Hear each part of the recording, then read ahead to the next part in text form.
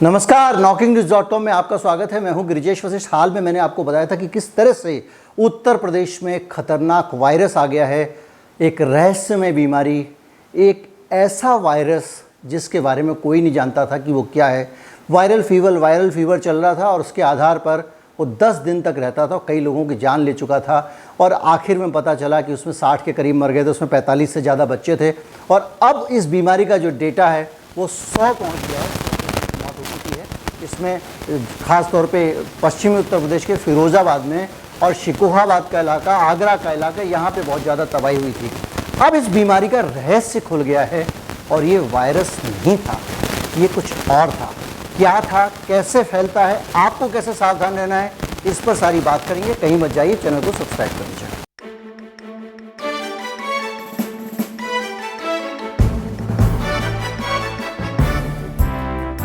उत्तर प्रदेश में जिस बीमारी ने सनसनी फैलाई हुई थी, जिस बीमारी ने सबको परेशान कर रखा था, खुद उत्तर प्रदेश के मुख्यमंत्री योगी आदित्यनाथ फिरोज़ाबाद गए, वहाँ जाकर एक बच्ची से मिल के आए। उसके दूसरे दिन उस बच्ची की तबीयत इतनी ख़राब थी कि वो दूसरे दिन ही उसका निधन हो गया। कितना दुखद था। एक भावनात्मक तस्वीर जिसमें प्रदेश का मुख्यमंत्री एक छोटी सी बच्ची से मिल रहा है और उस बच्ची का निधन हो जाए दूसरे ही दिन, जिस दिन उसकी अखबार में तस्वीर छपती है। इस तरह की बहुत सारी खबरें आ रही थी और अब इस वायरस के बारे में पता लग गया है। ये दरअसल वायरस है ही नहीं, ये एक बैक्टीरिया था, एक जीवाणु था, विषाणु नहीं था। हिंदी में वायरस को विषाणु कहते हैं और बैक्टीरिया को जीवाणु कहते हैं या कीटाणु कहते हैं। तो ये जो कीटाणु था, ये वहाँ पर जाकर लगातार फैल रहा था और लोग समझ नहीं पा रहे थे कहाँ से आ रहा है। अब जब और खोज पड़ताल हुई तो जो KGMU है, लखनऊ में बहुत बड़ा इंस्टीट्यूट है, वहाँ जाकर जब पड़ताल की तो इसका खुलासा हुआ और मालूम पड़ा कि ये लैक्टोस्पिरोसिस नाम की बीमारी है जो जानवरों से मनुष्य में फैलती है। आपको याद होगा कोरोना वायरस भी जानवरों से मनुष्य में फैलता था, वो चमगादड़ से फैलता था। अभी हाल में केरल में मामले आए थे निपाह वायरस के, जिसमें एक बच्चे की मौत हो गई थी, 2 लोग इन्फेक्टेड पाए गए थे, 20 लोगों को क्वारंटाइन किया गया था। वो भी चमगादड़ से ही फैलता था। चमगादड़ क्या, वो मनुष्य से भी फैल जाता है, लेकिन हाल में रिपोर्ट बांग्लादेश में ये आई थी कि बहुत सारे पेड़ों पर जो चमगादड़ों ने कुछ खास खजूर के पेड़ पे कुछ झूठा कर दिया था, उसको वहाँ के लोगों ने चख लिया था और उनको इन्फेक्शन हो गया था। ये उस बीमारी का कारण बताया गया था, निपाह वायरस का। लेकिन ये बीमारी है, ये आपके घर में जो चूहे घूमते रहते हैं वो लेकर आ रहे हैं और ये वायरस चूहों से आ रहा है और ये जो जानलेवा बीमारी फैल रही है, बहुत सारे लोगों की जान जा रही है, ये चूहे के कारण जा रही है। लेकिन एक अच्छी बात ये है कि ये बैक्टीरियल इन्फेक्शन है, तो इसको एंटीबायोटिक से काबू किया जा सकता है, ठीक किया जा सकता है। ये इस बीमारी की सबसे सकारात्मक चीज़ है। ये जो बैक्टीरिया है इसको कहते हैं लैक्टोस्पायरा।